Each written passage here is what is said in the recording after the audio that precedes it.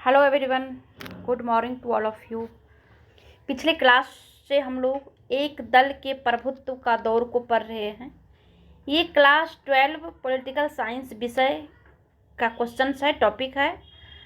इसमें जो है पहले क्लास में हम लोग एक दल के प्रभुत्व का दौर जो भी है इसमें वो सारी प्रक्रिया को हम पढ़ चुके हैं। ठीक है, अब जो है इसके हम क्वेश्चन आंसर को पढ़ रहे थे। पहला क्वेश्चन हम लोग पढ़ चुके थे। दूसरा क्वेश्चन है सोशलिस्ट पार्टी। क्या है सोशलिस्ट पार्टी? क्या है सोशलिस्ट पार्टी की स्थापक आचार्य नरेंद्र देव। कौन थे? आचार्य नरेंद्र देव। कब हुआ था स्थापना? 1948 में। इसका विचारधारा क्या था? क्योंकि कोई भी दल अगर किसी भी दल की अगर स्थापना होती है तो उसका एक विचारधारा होता है। कोई कहता है कि हम फलाना जाति के उत्थान के लिए या संप्रदाय का उत्थान के लिए या फिर गरीबों के नेता जो है बन करके समाज के मतलब बहुत प्रकार से अपनी अपनी विचारधारा को रखता है, अपनी अपनी विचार को लेकर के जो है पार्टी की स्थापना करते हैं। तो जो सोशलिस्ट पार्टी के संस्थापक थे आचार्य नरेंद्र देव थे और 1948 में इसकी स्थापना हुई थी। इसका विचारधारा था कि यह समाजवादी लोकतंत्र साम्यवाद की विचारधारा में विश्वास रखते थे। समाजवादी मीन्स समाज में रहने वाले सभी लोगों के लिए, साम्यवादी मीन्स कम्युनिज्म, यानी सारे मतलब जो है ऊंच नीच किसी भी कास्ट के हैं, किसी भी संप्रदाय के हैं, सभी के लिए। यह कहते थे कि कांग्रेस पूंजीवादी की पार्टी है। यह जमींदारों का पक्ष लेती है और किसानों की उपेक्षा करती है। बाद में सोशलिस्ट पार्टी कई भागों में बंट गया। किसान मजदूर प्रजा पार्टी, प्रजा सोशलिस्ट पार्टी, संयुक्त सोशलिस्ट पार्टी। मुख्य नेता कौन थे? जयप्रकाश नारायण, अच्युत पटवर्धन, अशोक मेहता, आचार्य नरेंद्र देव, राम मनोहर लोहिया, एस.एम. जोशी। इतने लोग सोशलिस्ट पार्टी के संस्थापक थे और संस्थापक का जो नाम था आचार्य नरेंद्र देव जी थे। लेकिन इस पार्टी में इतने सारे नेता थे, इतने सारे विचारक थे। ठीक है, अगला क्वेश्चन है कि भारतीय जनसंघ क्या है? भारतीय जनसंघ, इसकी स्थापना 1991 में होती है। संस्थापक कौन है? अभी भारतीय जनसंघ को आरएसएस कहा जाता है, राष्ट्रीय स्वयंसेवक नाम इसका बदल के रखा गया है। इसकी स्थापना जो है 1991 में हुआ था। संस्थापक कौन थे? श्यामा प्रसाद मुखर्जी थे। विचारधारा क्या है?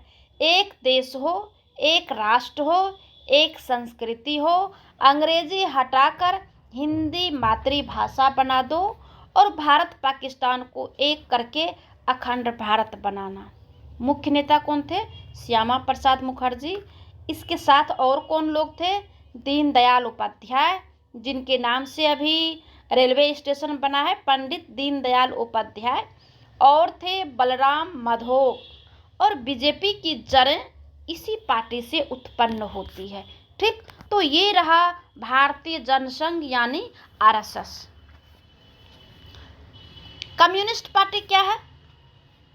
कम्युनिस्ट पार्टी 1920 के दशक में साम्यवाद समूह उभरे। यह रूस की क्रांति से प्रभावित थे। 1935 तक कांग्रेस में रहे, 1941 में अलग हो गए थे। विचारधारा क्या रहा? 1947 में सच्ची आज़ादी नहीं मिली, हिंसक राजनीति को अपनाया गया। तेलंगाना में हिंसक विद्रोह को बढ़ावा दिया गया। सेना से कम्युनिस्ट पार्टी की लड़ाई हुई। बाद में हिंसक राजनीति छोड़ दी। कम्युनिस्ट पार्टी का समर्थक कौन थे? आंध्र प्रदेश, केरल, बिहार, पश्चिम बंगाल।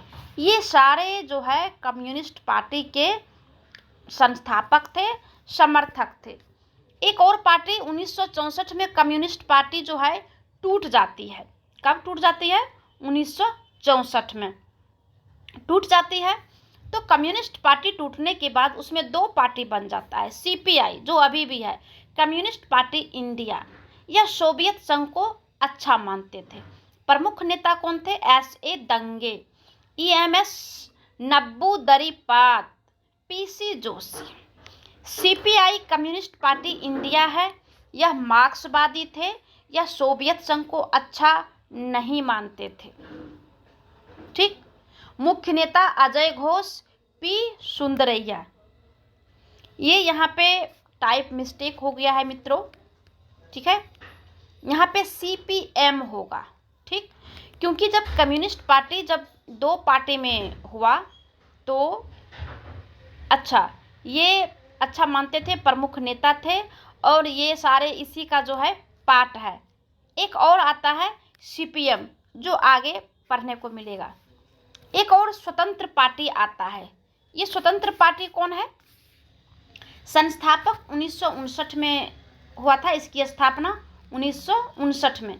संस्थापक कौन थे? सी राजगोपाल आचार्य। विचारधारा क्या था?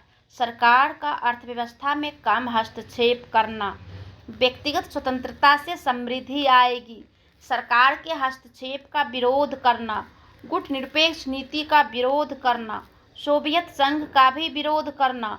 इनको अमेरिका से दोस्ती करना सही लगता था क्योंकि अमेरिका पूंजीवादी राष्ट्र था और वहाँ पर जो है सरकार हस्तक्षेप कम करती थी। जमींदार, राजा, महाराजा स्वतंत्र पार्टी से ज़्यादा आकर्षित हुए। मुख्य नेता कौन थे? सी राजगोपालाचार्य, के एम मुंशी, एन जी रंगा, मुनि मसानी। ये सारे स्वतंत्र पार्टी के संस्थापक थे। अगला एक और है, कांग्रेस पार्टी को इतना भारी बहुमत क्यों मिला?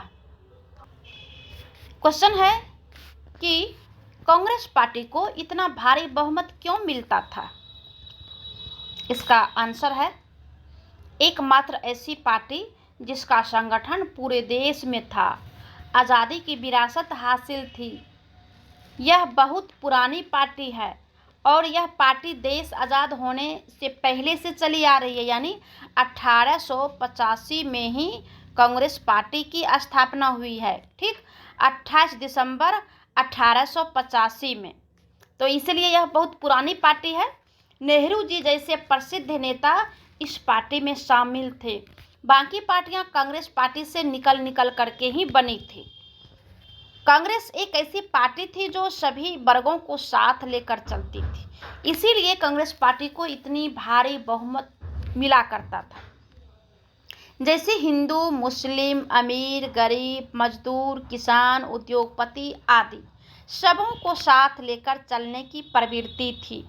कांग्रेस में विभिन्न वर्गों में हुए विवादों को सुलझा लिया करता था। इसी वजह से कांग्रेस पार्टी को इतना भारी बहुमत मिला करता था, ठीक। एक और क्वेश्चन आता है जो है, विपक्षी पार्टियों का उद्भव कैसे हुआ? इतने पार्टी जो बना तो ये कैसे उत्पन्न हुआ या इसका उद्भव कैसे हुआ? तो कहा जाता है कि पहले चुनाव से पहले कुछ विपक्षी पार्टियां का निर्माण हो चुका था। पहले चुनाव यानी 1951 में जो चुनाव हुआ तो 1951 से पहले ही कुछ पार्टियों का निर्माण हो चुका था। इन पार्टियों को ज़्यादा सफलता नहीं मिलती थी, लेकिन इन्होंने लोकतंत्र को मजबूत बनाने में अहम भूमिका निभाई। लोकसभा तथा विधानसभा में इन पार्टियों को कम सीटें मिला करती थी। विपक्षी पार्टियां ने कांग्रेस की नीति की आलोचना की। शुरुआती वर्षों में कांग्रेस और विपक्षी दलों के नेताओं के मन में एक दूसरे के लिए सम्मान का भाव रहता था।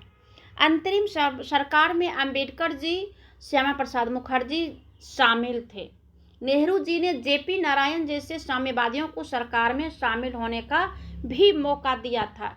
इसी वजह से विपक्षी पार्टियों का जो है उद्भव हुआ था।